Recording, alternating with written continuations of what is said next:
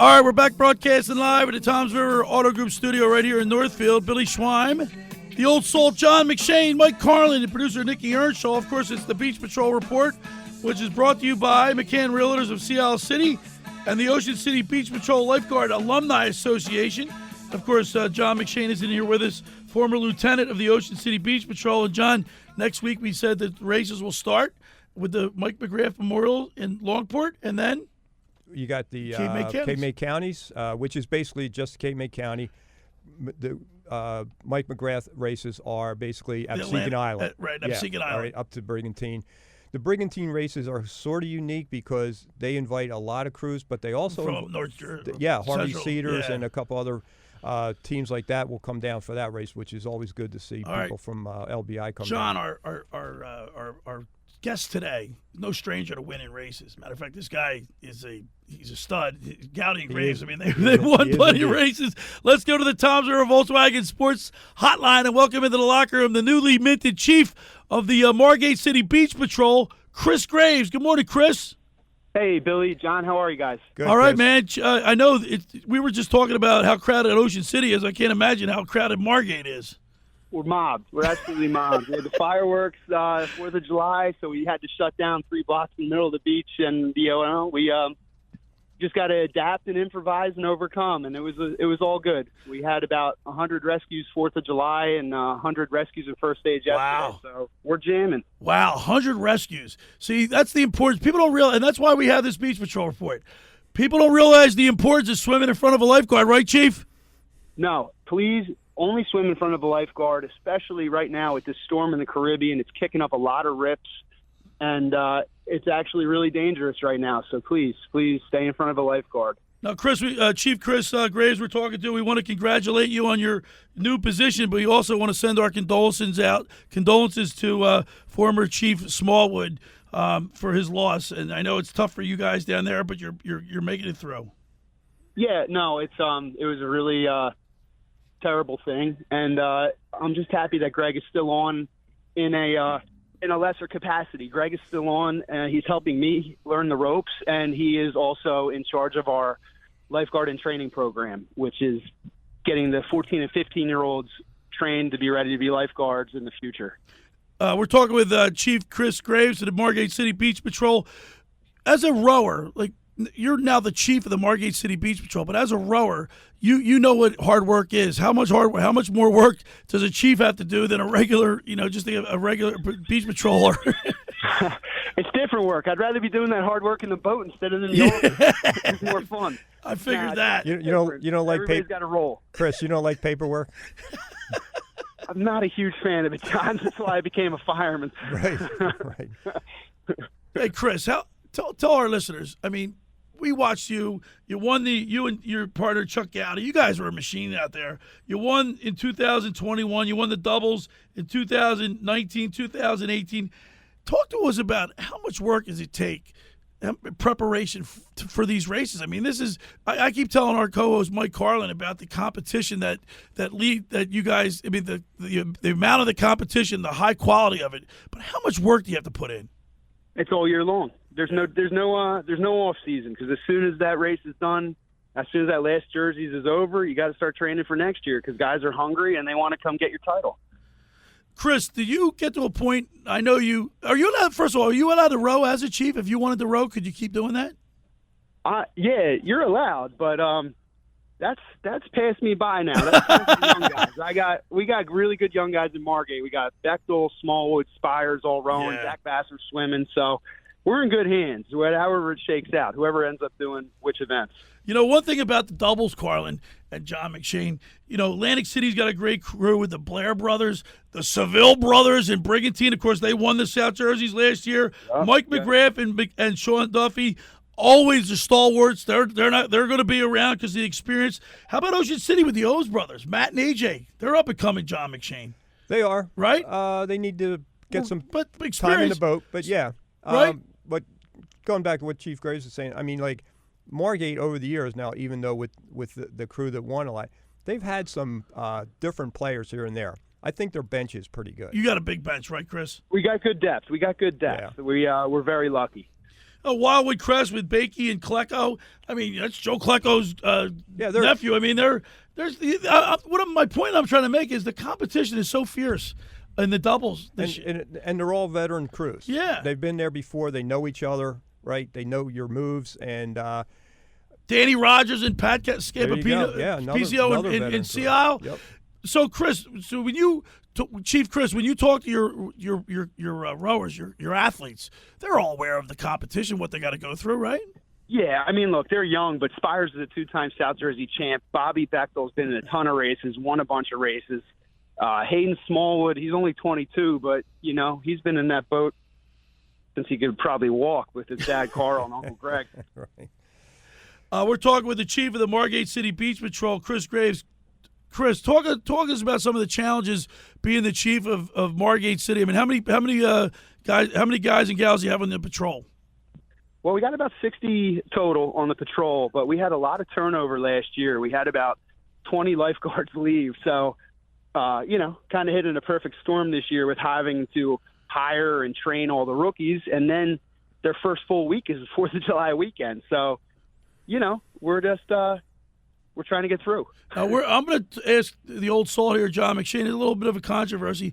Not all beach patrols have boats on their beaches anymore. I mean, a lot of them are going to the boards.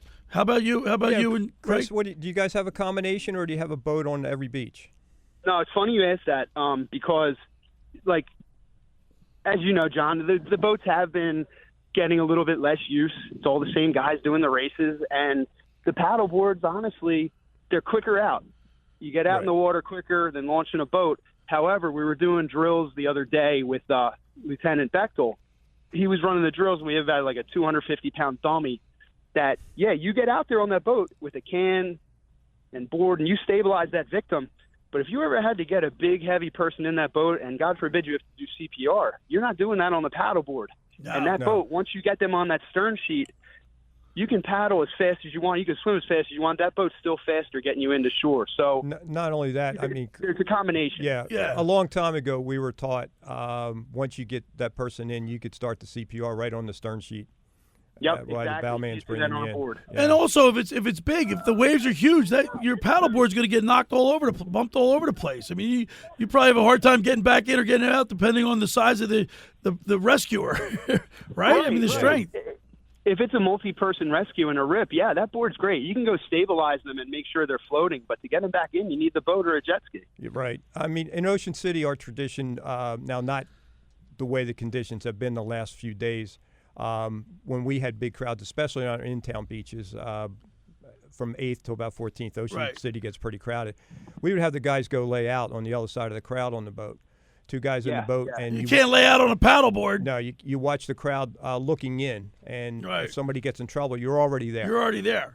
So, no, absolutely, it's a great tool. Yeah, I miss it. I worked in town for many years before I became a lieutenant, and it was on the weekends. It was standard procedure, and believe it or not, it was a lot less work. Yeah. You blew the whistle a lot less. Absolutely. The people, you set the boundaries, and you could enforce the boundaries.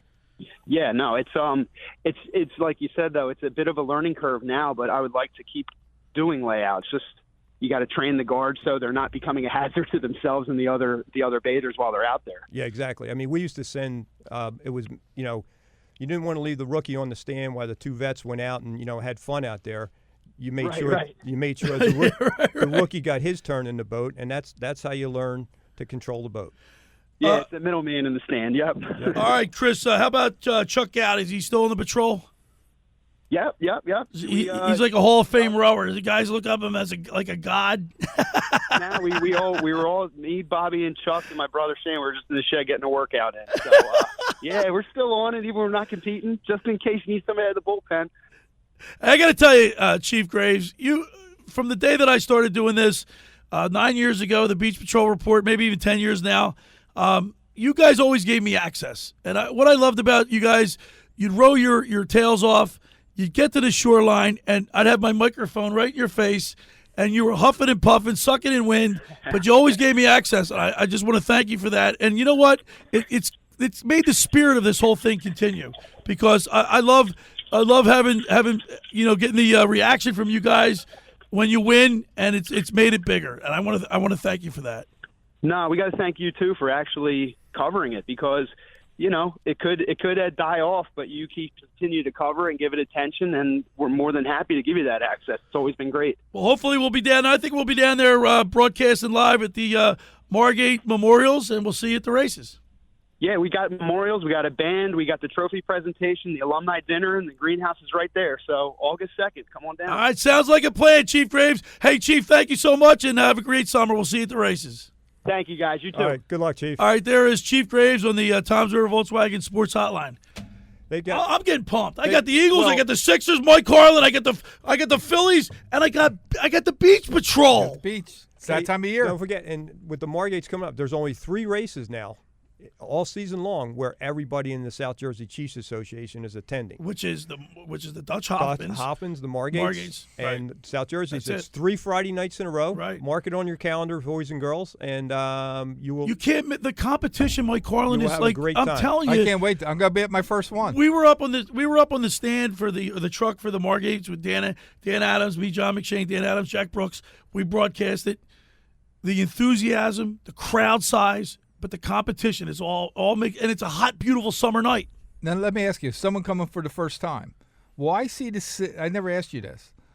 Why see the same people, male or female, doesn't matter, that are in the boats and also with swimming? Or is it, or do you do one or the other? Like if you're a swimmer, you're a swimmer. Well, that's You a don't good go in the question boats. because John, we've been talking about this lately. It's been a trend that some with the doubles rower will double up and row a singles like Right. Mike McGrath. He's so Yeah, like, you have about 6, 7, sometimes as many as 8 doubles crews that one of the members, usually the bow man, will also row in the singles later on that night.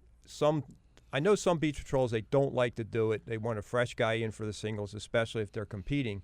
There was a fellow, Mike McGrath was a good example. Tripagen from Ventnor, Yes. a number of years ago, rowed in the stern in the doubles.